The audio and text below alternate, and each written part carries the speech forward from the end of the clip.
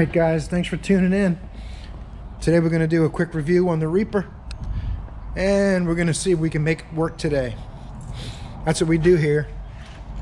If it's working, you don't need me. You want it to work, then you need me, because that's what I do, make it work. Let's see what we can fix today.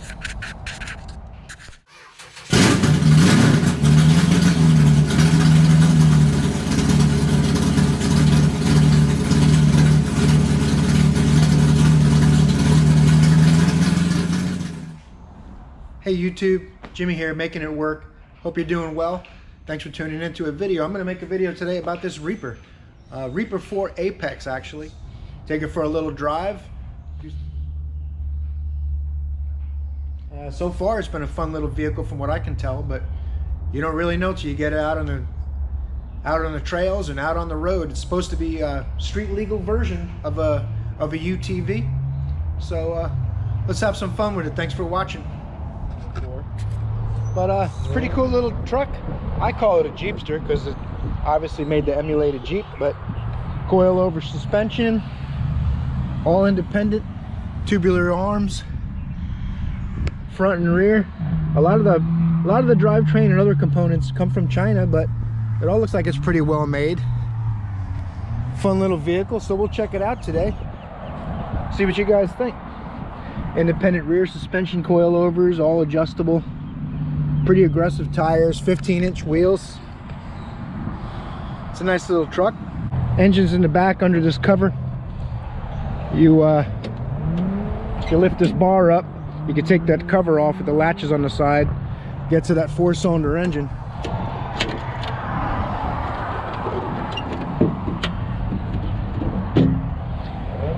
It's easy as that. The engine's made by a Chinese company called Cherry. Spelled kind of like Chevy, but with an R, oddly enough. Runs good, kind of quiet. If it was my vehicle, I'd probably put a louder exhaust system on it, but the owner likes it quiet. He goes camping and takes it out to campgrounds where there's a lot of people who don't really appreciate so much noise. This thing sits on a 54-inch wide wheelbase, 54.5 actually. The length of the wheelbase is about 115 inches. It's a fairly long vehicle. It's the length of a full-size car. About 12 inches of ground clearance. Chassis is tempered, suspension's tempered, all for durability by the manufacturer. Our customer also added electric power steering. Only 1,800 pounds and 1,100 cc engine. LED lights. It is all completely street legal. And there are other accessories you can get for this too, like a spare mount and storage racks and stuff like that. You can add a box back here for more storage if you carry a tent. They make Nerf bars, graphics kits, all kinds of cool stuff for it. It's a cool horn. Even has a stereo system in case you want to listen to some tunes while you're off-roading. Take this bad boy for a drive.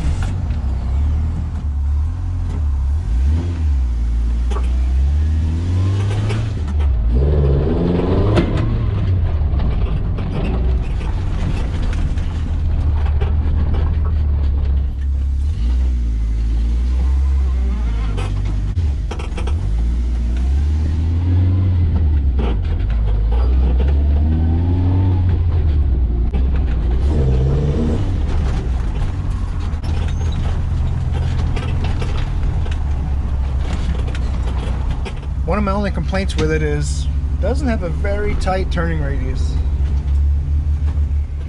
A little bit disappointed in that, but let's see how tight it turns.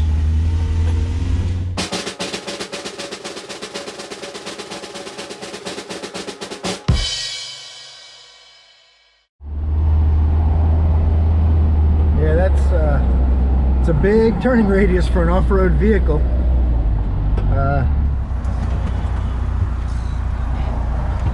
You can see that it turns in about a 25-foot circle. It's a little bit big for a small vehicle, a small off-road vehicle. If it's off-road capable and going to go in the trails, I'd like to see a little bit better of a turning radius on there.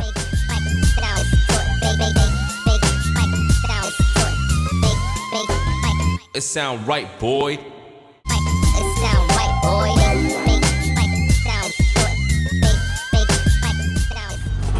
That one runs. I put an engine in it already. Mustang doesn't run.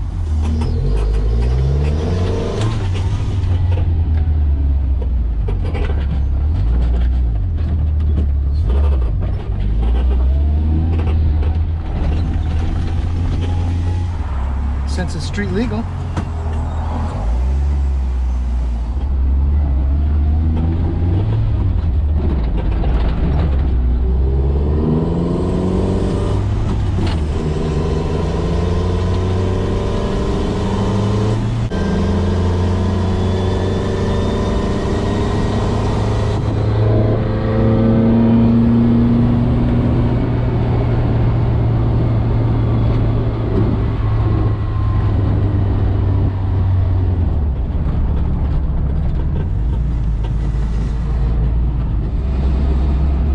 That's fifth gear at 25 miles an hour. Sorry about the wind.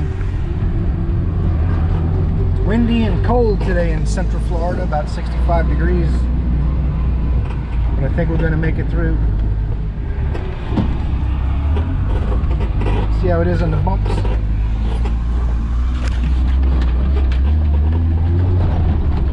Pretty stiff.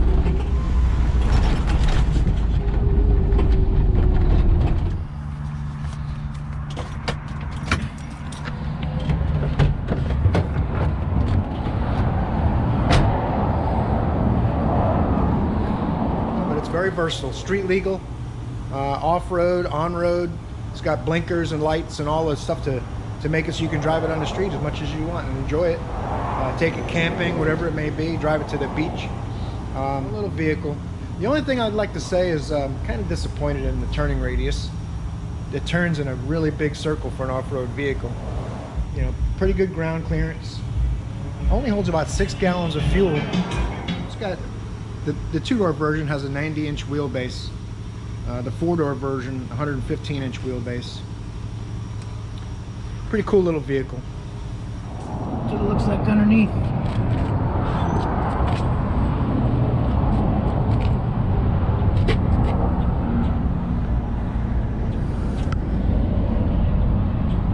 The transmission acts as a transfer case. Turns an axle to a rear diff and an axle to a front diff.